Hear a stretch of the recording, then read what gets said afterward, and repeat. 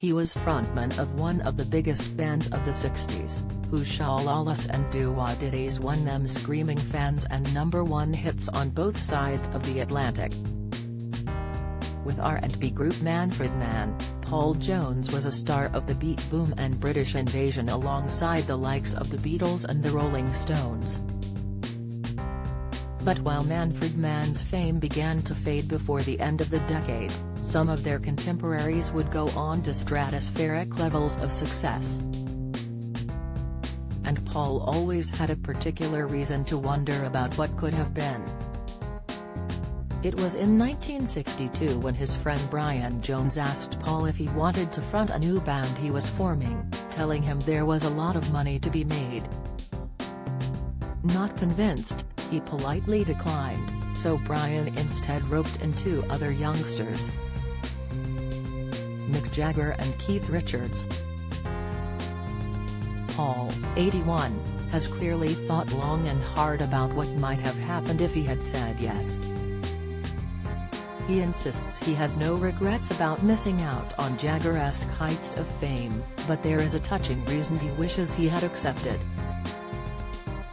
Despite founding the Rolling Stones, Brian was dismissed from the group in 1969, and a month later he drowned aged 27 in the swimming pool at his home. Paul says, "There are no regrets from a personal point of view. I got to thinking, if I'd joined the group Brian was forming it probably wouldn't have been as big. Because I think there's something very special about Mick, and the combination of Mick and Keith, which is why they are still at the top of the tree. But it has occurred to me that if I had joined, Brian might still be alive today." One of his problems was because Mick and Keith were having success with their songs and taking over the band's direction, and his leadership of the band was starting to trickle away. "I think if I had said yes then Brian would have remained its leader. The Rolling Stones might not have been so successful, but at least he might still have been here. So there is a hint of regret."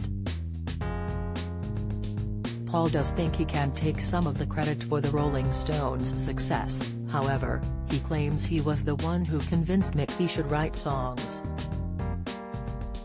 He says, "One day in 1963 we let the Stones use the Marquee Club in London, where we had a weekly gig, to rehearse. We turned up half an hour before they finished, and as they were taking their gear off I asked Mick if he was writing. He said, 'No, I can't write songs.' I said, 'You are going to write songs. I really recommend you start soon.' Their manager Andrew Lou Goldham always gets the credit for locking Mick and Keith in a room to write songs, but it was me who first encouraged Mick to start writing, a long time before Andrew arrived on the scene."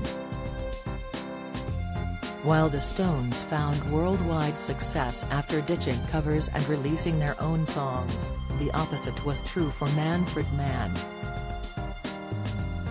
After reaching number 5 with 54321, Manfred Mann's next self-penned song did not get into the top 10, so their record company, EMI, banned them from releasing their own songs.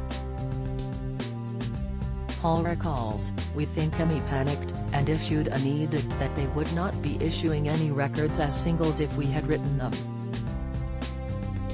So it became necessary to find songs by what the record company called proper songwriters. There was a shop in Soho I used to order records from and I found Doo-Wah-Diddy by a group from New York called The Exciters, which didn't do anything in the UK but which I thought would be a hit, so we recorded it. Then I found a song by an American girl group called the Shirelles called Sha-La-La, then another which was on the B-side of a record by R&B singer Marie Knight, called Come Tomorrow, which had done nothing in the charts but which I thought was ace.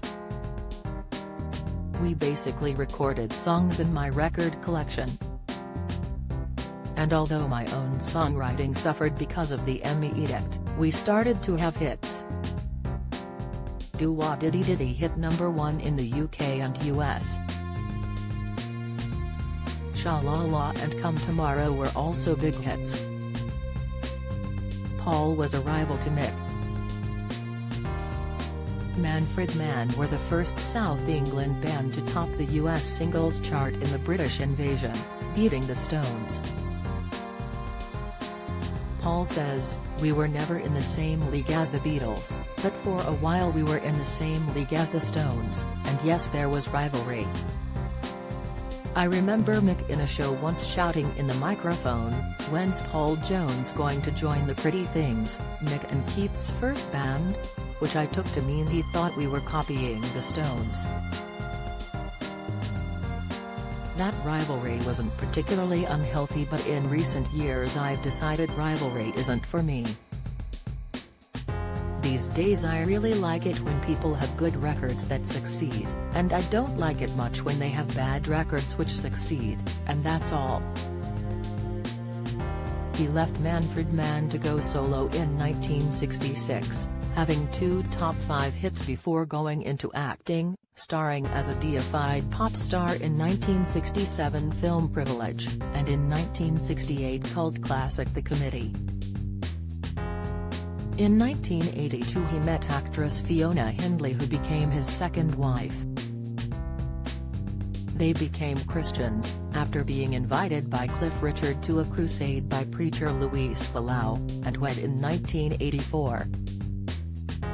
Paul, who has 2 sons from his first marriage, has been in the Reformed The Manfreds since 1991. They'll tour the UK from September to mark their 60th anniversary. About kids in the crowd, Paul says, "You see their father talking with them and pointing at us. It's like an experience the dad has brought their child to, like a hands-on museum." He can't resist a dig at his one-time rival. Paul says, "I'm less theatrical than the way we all used to perform in the 60s. Not because of my age, I feel I can go on for years, I suppose it's more a sort of embarrassment. If you can contain the embarrassment, you can carry on doing what you did in your 20s.